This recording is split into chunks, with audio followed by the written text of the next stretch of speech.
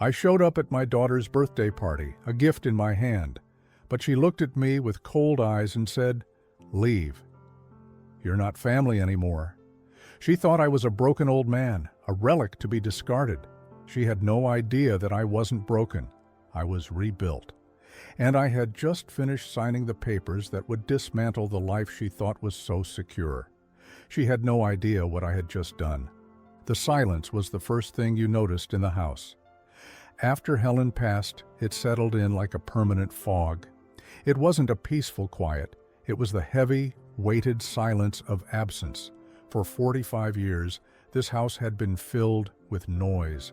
The sound of children running, the hum of Helen's sewing machine, the endless chatter of television shows I pretended to hate.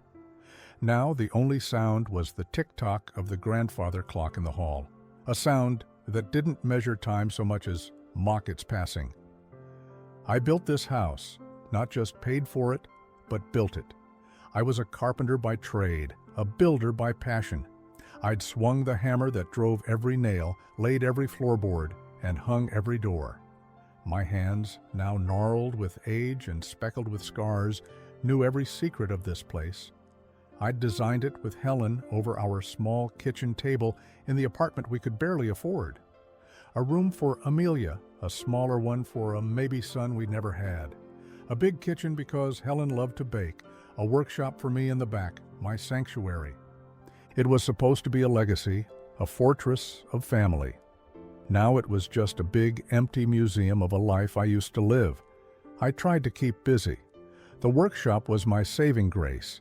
The scent of sawdust and wood varnish was the only incense that seemed to work against the ghosts. I'd spend my days there, repairing old furniture, building little trinkets for my granddaughter, Lily, anything to keep my hands moving.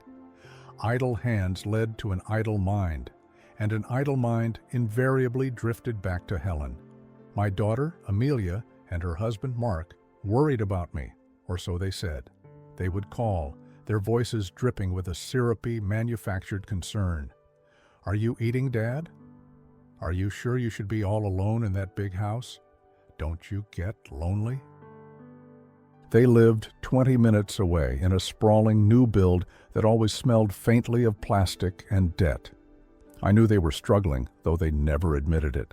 Mark was a financial advisor, a job that seemed to involve wearing expensive suits and making other people's money disappear. He had a taste for things he couldn't afford. Amelia, my Amelia, had adopted his tastes, so I helped. Of course I helped. That's what a father does. When their mortgage payment was tight, a check would quietly appear. When Lily needed new braces, I covered it. When their second car, a ridiculous SUV that Mark insisted was a necessity, was on the verge of being repossessed, I paid it off.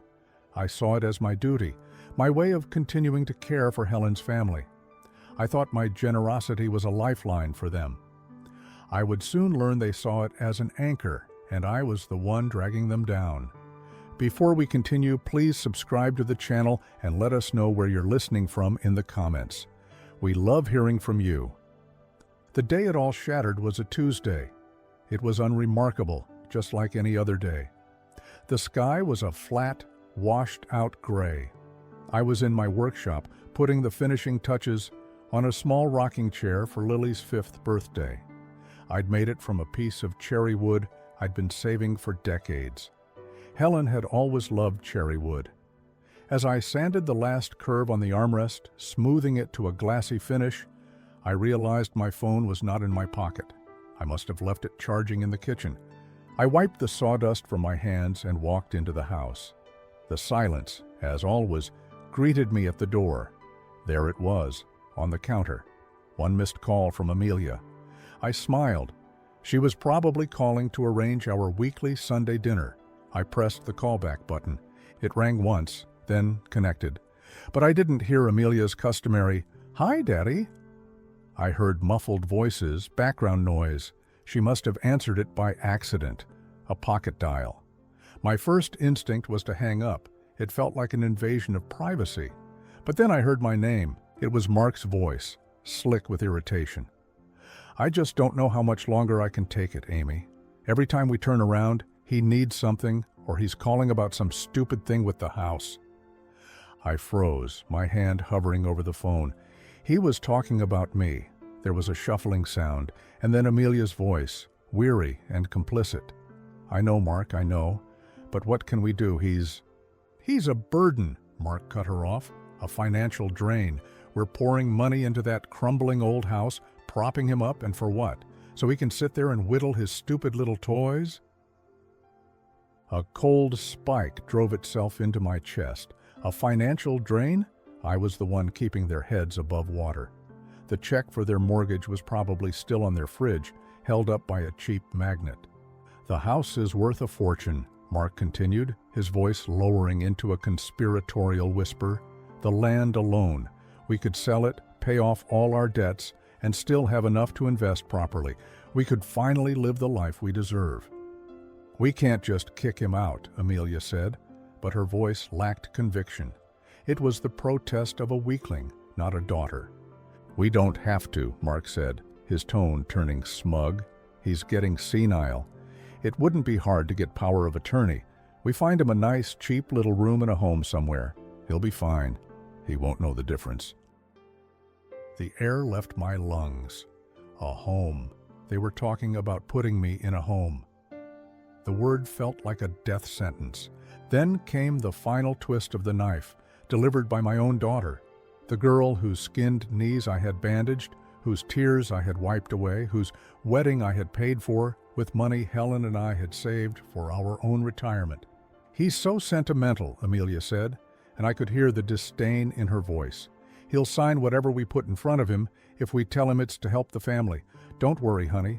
It would be so much easier if he just went. She didn't finish the sentence. She didn't have to. I pressed the end call button. My hand was shaking so badly I almost dropped the phone. The beautiful cherry wood rocking chair I had just poured my heart into suddenly looked like a pathetic joke, a stupid little toy. Something inside me didn't just break, it vaporized. The warmth, the love, the decades of paternal instinct, it all turned to ash and blew away, leaving a hollow, frozen cavity where my heart used to be. I stood there in the silent kitchen, in the house I had built for her, and understood for the first time that I was completely and utterly alone. And I had been for a very long time. I just hadn't known it. For a full day, I did nothing. I sat in my armchair, the one Helen always called my throne, and I let the pain wash over me. It was a physical thing, a crushing weight on my chest, a bitter taste in my mouth. Every memory became tainted. Every photograph on the mantelpiece seemed to mock me. There was Amelia on her graduation day, beaming, her arm around my neck. A lie. There was our family portrait from her wedding, Mark smiling his predator's smile, a declaration of war I had been too blind to see. The words echoed in my head. A burden, a financial drain, senile. It would be easier if he just went. I didn't eat, I didn't sleep. I just sat, letting the betrayal seep into my bones. The grief was immense, but it was different from the grief I felt when Helen died. That was a clean wound, a painful but understandable loss. This was a dirty wound, festering with poison and deceit. It was the death of an idea, the idea of family. By the second morning, something shifted. The tide of pain began to recede, and on the barren shore it left behind, something else began to grow. It was cold and hard and sharp. It was resolve. The hurt was still there, a dull, permanent ache. But it was no longer a paralyzing force. It was fuel. The question in my mind changed. It was no longer, how could they do this to me? It was, what am I going to do to them? I got up from the chair and walked over to the fireplace. Above it hung the last portrait Helen and I had taken together. It was at our 40th anniversary party. She was leaning against me, her smile so genuine it hurt to look at. I could almost hear her voice, a low, practical murmur that had always been my anchor. She never liked Mark. She was too polite to ever say it outright, but I saw it in the way her smile tightened when he was around, the way she held my hand a little harder. "He watches you, Roy," she told me once, late at night. But he doesn't see you. He only sees the dollar signs in your eyes. Be careful. I hadn't listened. I had wanted to believe in the goodness of my daughter, in the family she had chosen. I had dismissed Helen's warning as the overcautiousness of a mother bear. She was right. She was always right. I thought of the sacrifices, the trip to Italy we canceled because Amelia's college tuition came due, the down payment for their first house, which cleaned out a significant chunk of our savings. I thought of all the weekends I'd spent over there, fixing their leaky faucets, building shelves in their garage, while Mark sat on the couch watching golf, calling out unhelpful suggestions. I had done it all out of love. They had accepted it all as their due. My sentimentality was my weakness, Amelia had said. Fine. Then I would burn it out of me. I would become the man they thought I was not, cold, calculating, and utterly unsentimental. I was not doing this for revenge. I was doing this for justice, for Helen, for the sanctity of the life we had built together, a life they were planning to bulldoze for profit. Roy, the loving father, was dead. Roy, the grieving widower, was gone. In his place stood someone else, someone they had created. I walked back to the kitchen, my steps firm for the first time in 24 hours. I picked up the phone. I didn't call Amelia. I didn't call Mark. I scrolled through my contacts until I found a number I hadn't called in years. Peterson and Sons, Legal, a crisp voice answered. I need to speak with Mr. Peterson, I said, my own voice sounding unfamiliar, like gravel. Tell him it's Roy Hayes.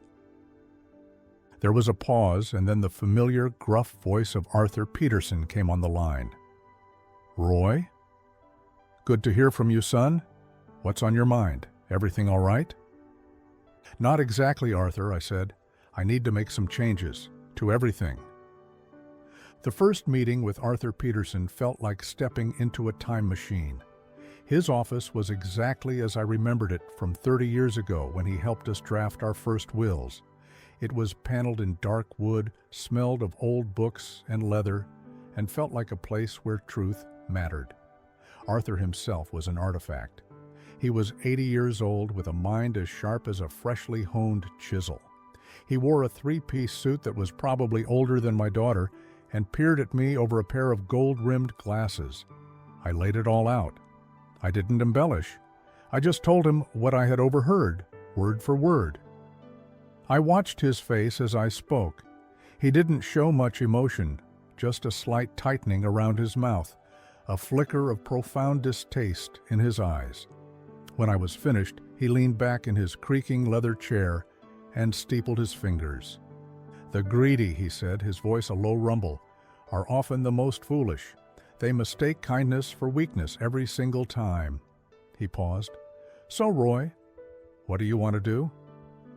I want to protect what's mine, I said, what Helen and I built, and then I want to remove myself from their lives so completely it's as if I never existed. A slow smile spread across Arthur's face. It was the smile of a chess master who sees the entire board. I can help with that, he said. In fact, I would consider it a pleasure. That was the beginning of the plan.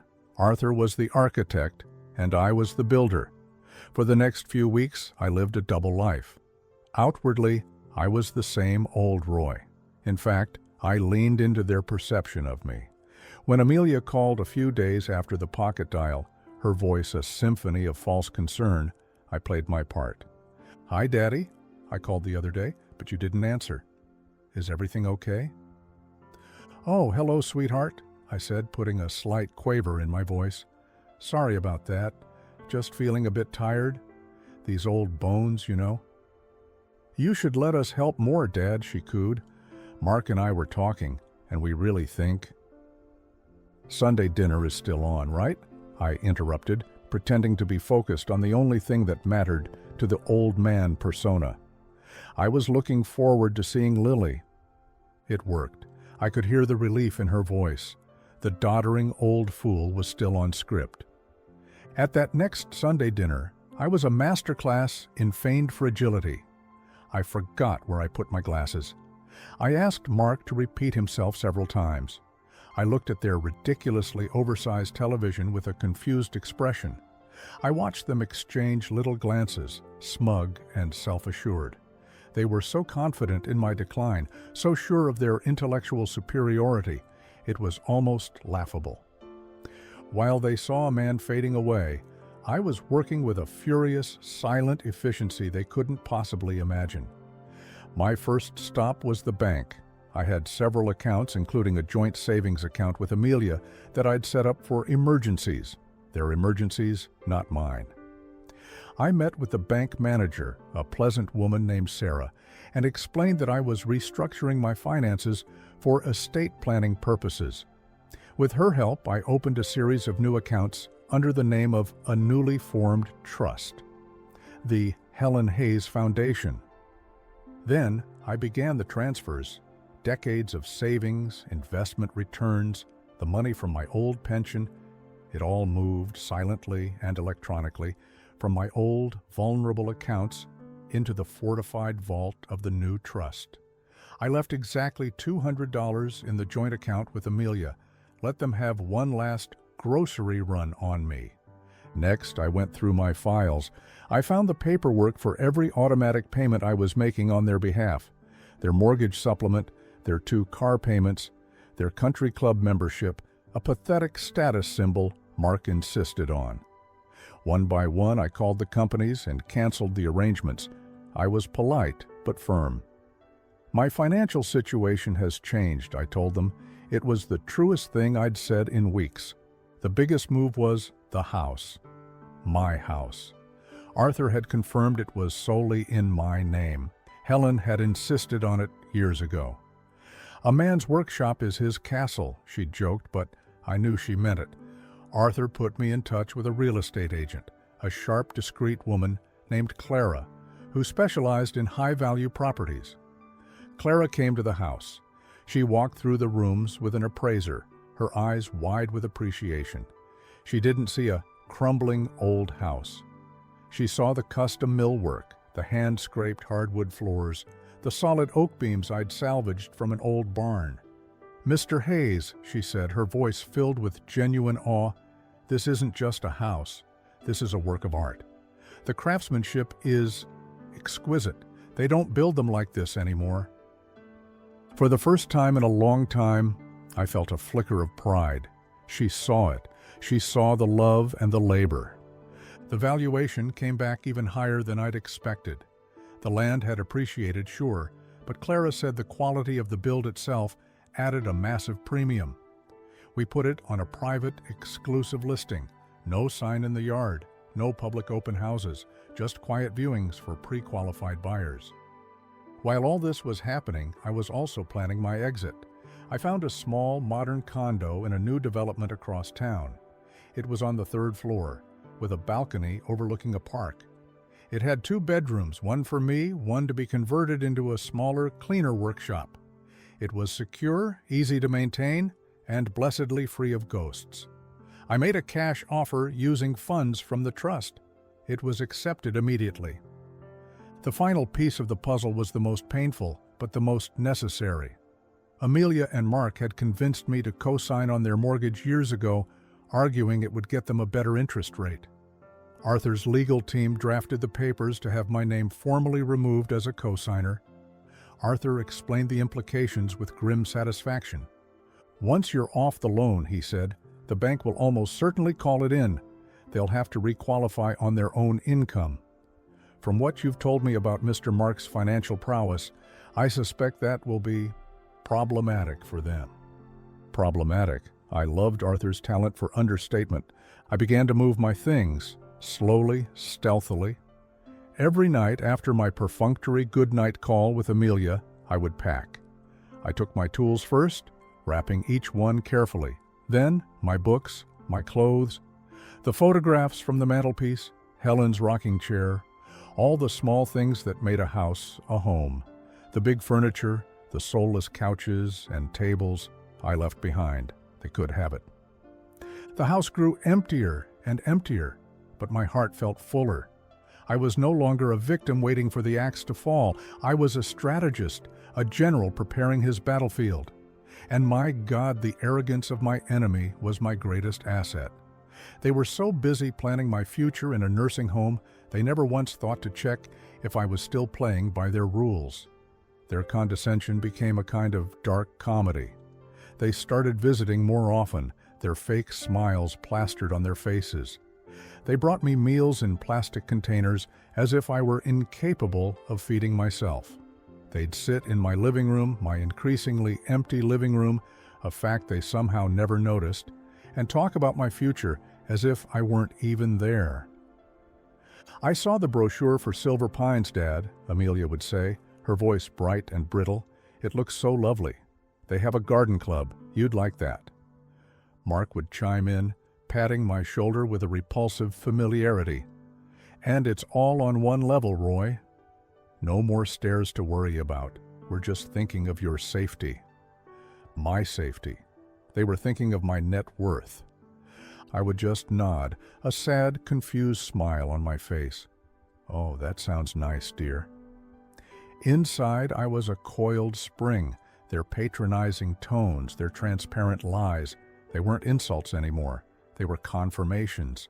Every "someone your age" and "don't you worry your little head" was another nail in the coffin they were building for themselves. The final provocation, the event that pushed my timeline forward, came on the 1st of the month.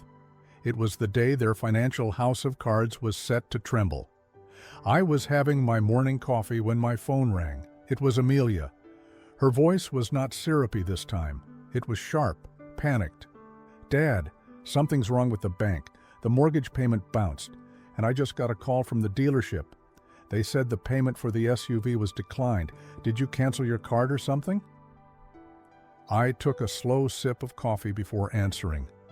I let her marinate in her panic for a few seconds. "Oh dear," I said, injecting the perfect amount of elderly confusion into my tone. "That's strange. No, I don't think I did anything. The bank has been so confusing lately with all their computer things. I'm sure it's just a glitch. I'll try to look into it when I have a moment." "A glitch? Dad, this is serious. They're talking about late fees." "Don't you worry, sweetheart," I said, my voice smooth as silk. "I'm sure it will all sort itself out." I hung up the phone and allowed myself a small, cold smile. The first domino had fallen. A week later was the big event, Amelia's 40th birthday. She was throwing a massive party at their house. It was, of course, a thinly veiled attempt to show off, to project an image of success and wealth they absolutely did not possess. In a way, I had paid for this party. I paid for the house it was in, the food they would serve, the ridiculously expensive dress Amelia had bought for the occasion. It was only fitting, then, that the party should serve as the stage for my final act. A few days before the celebration, I received the call that sealed their fate. It was Amelia again. Her tone had shifted back to the sickly, sweet, overly patient voice she used when she thought she was managing me. "Daddy," she began, "Mark and I have made a decision. We've been looking into it, and we found the perfect place for you. It's called Silver Pines, and we've already put down a deposit to hold a room for you." I remained silent. She took my silence as acquiescence. "It's for the best, Dad. After my party, we'll have a quiet week, and then we'll help you get all settled in. You won't have to worry about a thing." They didn't ask. They didn't consult. They informed me. They had signed my eviction notice from my own life. They had purchased my cage and were telling me when I would be expected to enter it. "That's very thoughtful of you, dear," I said, my voice barely a whisper. "We knew you'd understand," she said, satisfaction ringing in her voice. "We love you, Daddy." "I know," I said, and hung up. That was it. The final straw, the last shred of any lingering sentimentality I might have harbored, was incinerated in that moment. The next day I got a call from Clara, the real estate agent. "Mr. Hayes, we have a wonderful offer. A young family, 2 kids. They love the house. They love the workshop. They're offering cash, well over asking, and they can close in 2 days." The timing was poetic. "Accept it," I said without hesitation. "The closing will be the day of the party."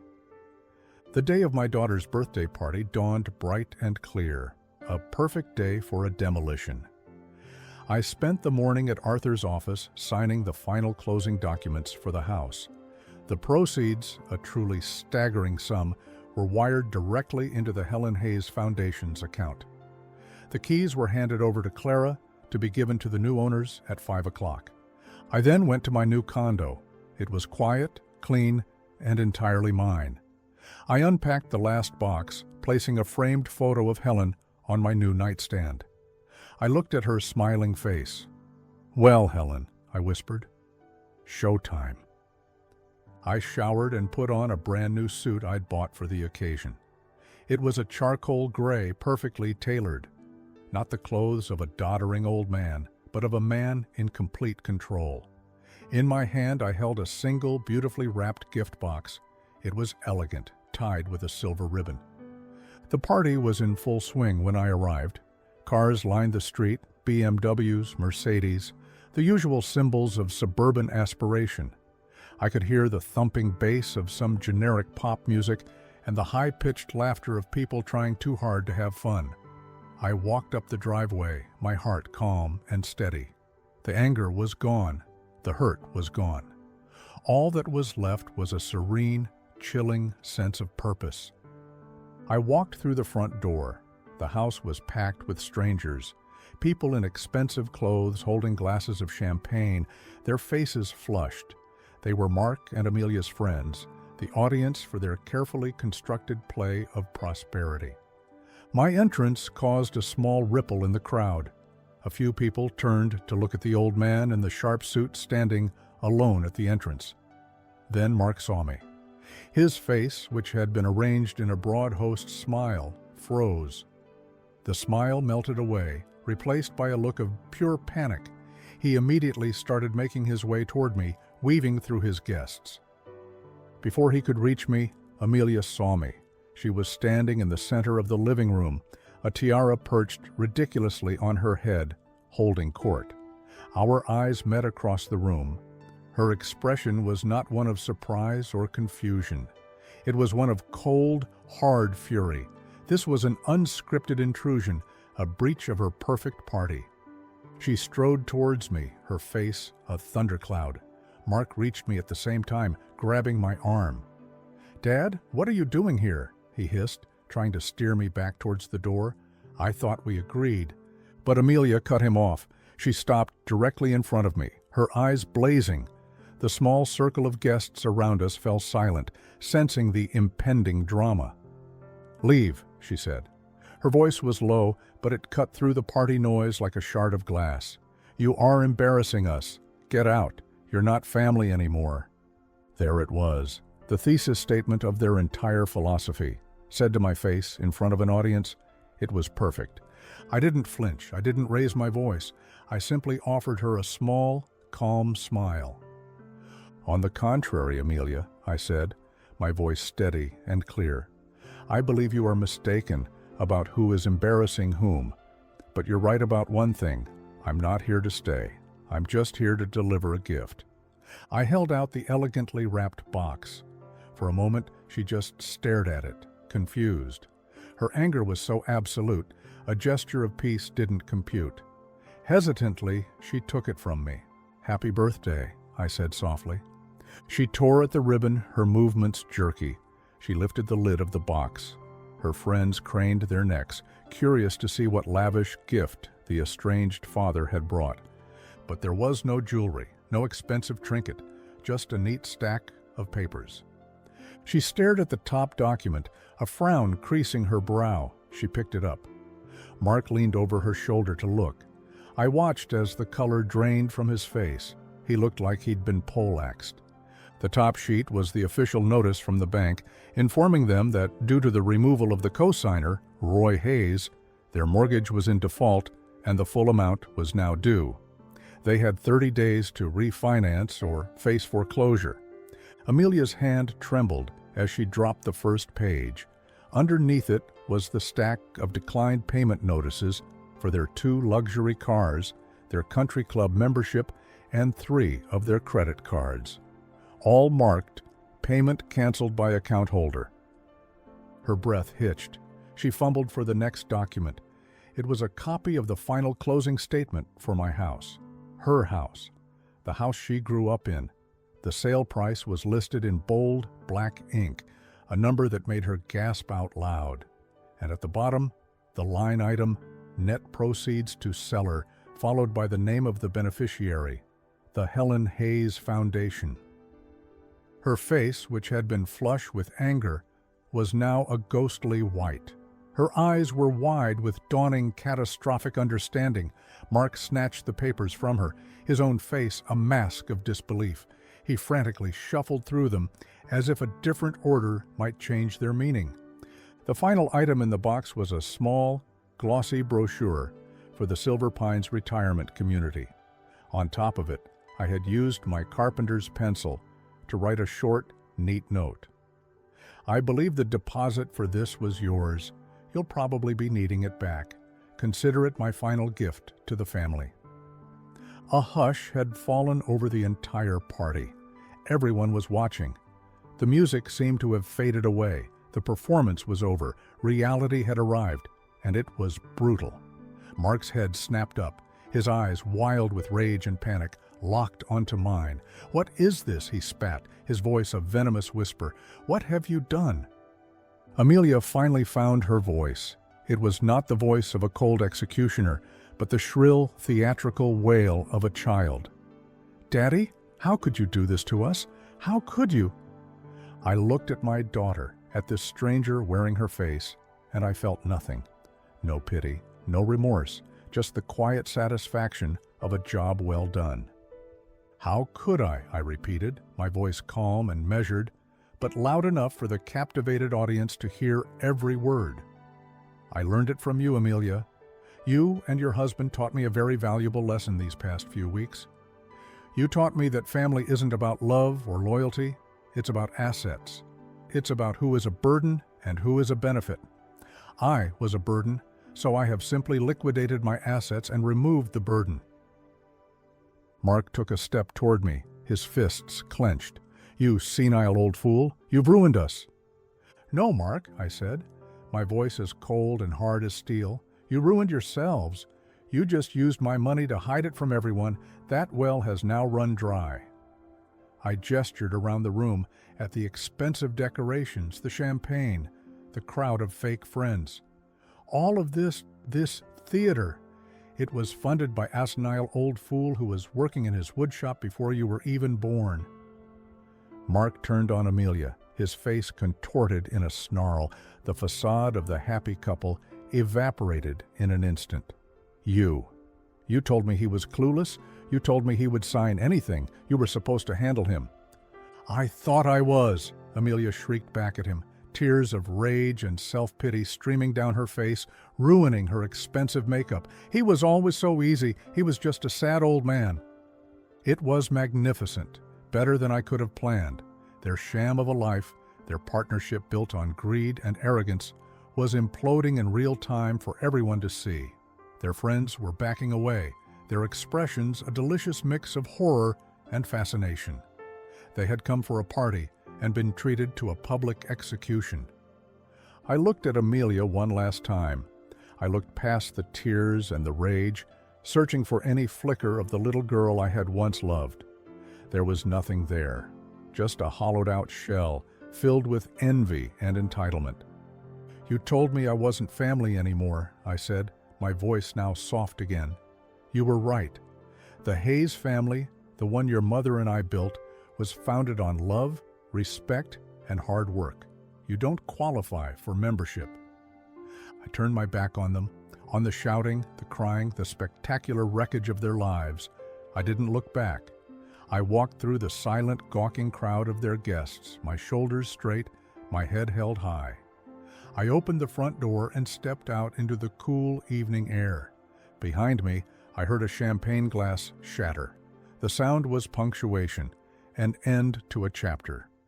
Roy Hayes, the sentimental old fool, had finally left the building, and he was never, ever coming back. I didn't drive back to the old house. There was nothing for me there anymore.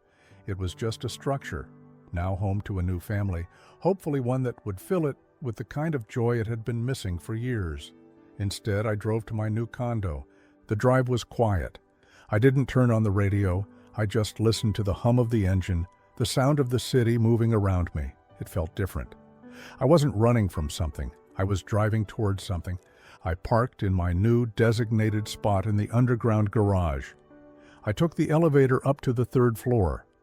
When I unlocked the door and stepped inside, I was greeted not by a heavy, oppressive silence, but by a peaceful, promising quiet. The air smelled of fresh paint and new beginnings. I walked through the small space, my space.